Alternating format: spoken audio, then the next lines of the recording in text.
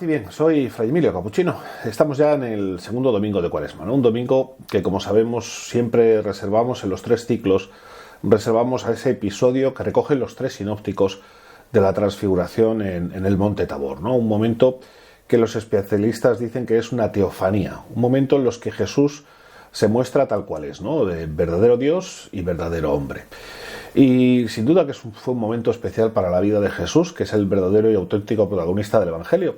Pero, no sé, a mí me ha dado por fijarme en los tres discípulos, ¿no? Más que en el propio Jesús, ¿no? Esos tres discípulos, Pedro, Santiago y Juan, que yo creo que representan algo más que tres amigos, que tres seguidores de Jesús, ¿no? Que no solo es que sean fuertes dentro del grupo de los discípulos, sino que, pues hombre, sabemos que Santiago era el animador, el dirigente, el obispo, no sé cuál es la palabra más oportuna para ese momento histórico, pero era el que estaba en en Jerusalén. Pedro, sabemos que no estaba en Jerusalén, sino que estuvo durante mucho tiempo en Antioquía, que fue otra de las grandes sedes de las comunidades cristianas. Luego pasaría a Roma, por supuesto. Y Juan es un poco el que representa a esas comunidades de la Asia Menor, ¿no? Donde ya sabemos, cuando Marcos escribe su Evangelio, que Pablo por lo menos ya había escrito una o dos cartas, ¿no? Es decir, que Pablo, Apolo, Juan, otros discípulos, Bartolomé, Lucas, no sé, otras personas ya estaban, y la presencia cristiana en esa zona era importante, ¿no? Parece, no sé, como que no es solo algo en el que Jesús sea protagonista, sino que lo planea para que sus discípulos, esos tres, y también las comunidades que ellos animan, sean testigos de algo importante, ¿no? Y mirando un poquito el Evangelio, pues ciertamente que tendría que serlo, porque los discípulos en los Evangelios, por lo menos esa es mi impresión, no quedan muy bien parados, ¿no? Son personas que les cuesta creer, son personas que no entienden, son personas que confunden los temas que Jesús está tratando, ¿no? Que no acaban de ver qué es lo que Jesús quiere transmitir, ¿no? Pedro regaña a Jesús incluso, ¿no? Cuando les dice cuál es su auténtica misión. Es decir, que no lo tuvieron fácil, que no fue algo sencillo para ellos, ¿no? Y eso a mí personalmente me gusta, ¿no? Porque yo soy de los que creen que la fe no es algo obvio, no es algo sencillo, no es algo que podamos dar por presupuesto, ¿no? Como si estuviera algo seguro en nuestra vida, ¿no? Porque hay que reconocer que la fe no es sencilla, ¿no? No es medible, no es científica, no es palpable. A veces es incluso difícil de demostrar, ¿no? Santiago ciertamente que nos dice que por la fe, mejor dicho, que por las obras mostramos nuestra fe. Pero demostrar la fe es complicado. No hay una unidad que me pueda decir, yo tengo 10 unidades de fe, ¿no? La fe es algo que se tiene o no se tiene, que a veces dudamos incluso si lo tenemos, ¿no? Por eso yo creo que en un domingo como este merece la pena preguntarnos, ¿no? ¿Merece la pena creer? Porque si miramos nuestra sociedad, nuestro entorno, nuestra ciudad, nuestro pueblo, ¿por qué no incluso nuestra familia? Podemos ver que hay gente que prefiere otro tipo de respuestas, que no les molesta no tener fe. O incluso hay gente, en el tema de la increencia, ¿no? Que ni siquiera se hace la pregunta de si existe Dios, ¿no? Y otros la niegan, otros la rechazan, otros han sufrido. Hay distintas respuestas a la hora de enfrentar la fe, ¿no? Por eso, para nosotros, ¿merece la pena creer? Pues yo personalmente creo que sí. Soy cristiano, ¿no? Y además soy fraile.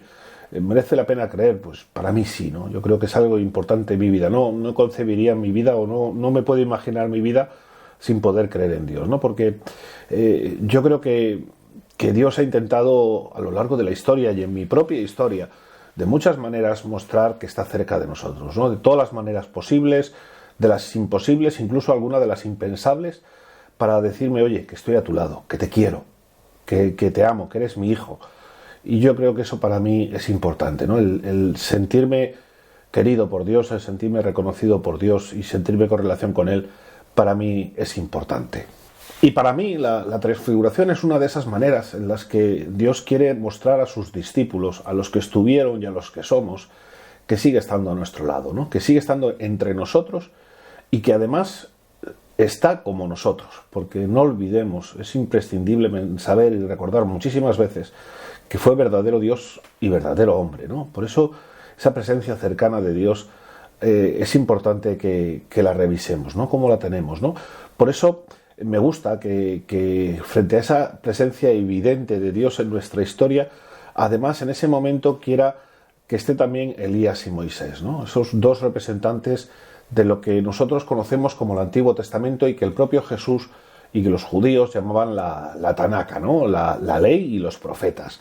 Y están ahí sellando, ¿no? Diciendo que toda esa historia de salvación gira precisamente en torno a la idea de este es mi hijo amado.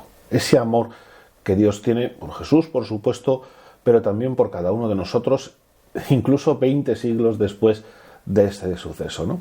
Por eso para mí este segundo domingo de Cuaresma es una invitación a que nos preguntemos por nuestra fe. ¿Creemos realmente? ¿Tenemos fe? ¿Somos capaces de explicar por qué creemos? ¿Somos capaces de explicar para qué creemos?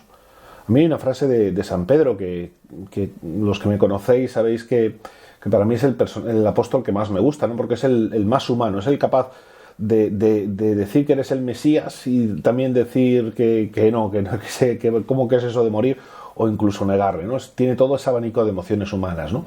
Pues Pedro en una de sus cartas tiene una frase que a mí siempre me ha impactado, ¿no? Tenéis que estar dispuestos a dar razón de vuestra esperanza. ¿Nosotros damos razón de nuestra esperanza? ¿Somos capaces? ¿O lo nuestro es algo más indefinido, más etéreo, que no sabemos si sabemos? No sé, yo creo que merece la pena detenernos, ¿no? Porque cuanta más clara sea nuestra fe, más va a influir en nuestra vida. Cuanto más sepamos en quién creemos, en ese Dios Abba que está a nuestro lado y no en el ídolo que a veces creamos por conveniencia para tranquilizar nuestra conciencia, nuestra codicia, nuestra indiferencia, cuanto más creamos en ese Dios que me llama, que cuenta conmigo para la construcción del reino, más voy a poder vivir mi relación con Él, ¿no? Y por supuesto asumiendo la segunda parte que tiene este Evangelio, ¿no? Porque al igual que Jesús, después del momento de intimidad, va al desierto a sufrir las tentaciones, no deja que Pedro, Santiago y Juan se queden en ese momento íntimo. Les hace bajar de la montaña, ¿no? Incluso les impide que ese momento sea algo que marque su recorrido. No pueden hacer publicidad de ese evento, sino que tienen que esperar. Lo suyo es aprender, lo suyo es transmitir, lo suyo es, pues eso, seguir al Maestro por los caminos, por las ciudades y pueblos, ¿no? Por eso yo creo que también es una invitación buena para nosotros el saber que podemos encontrarnos, que tenemos que encontrarnos a la fuerza con ese Dios que existe, no el ídolo que a veces creamos, para que podamos asumir las consecuencias de nuestra fe. Lo nuestro no es una filosofía vacía, lo nuestro es un estilo de vida, decisiones concretas que marcan nuestro ritmo día a día. Por eso para mí la pregunta final de este domingo es: ¿estás dispuesto como Jesús, estoy dispuesto como Jesús a asumir las consecuencias de ser políticamente incorrecto, de decir las verdades frente a estructuras que no son buenas, que nos alejan de Dios, que impiden el acercamiento a Dios, sabiendo que eso me va a generar problemas, como sabía Jesús que le iba a generar en su vida? Paz y bien.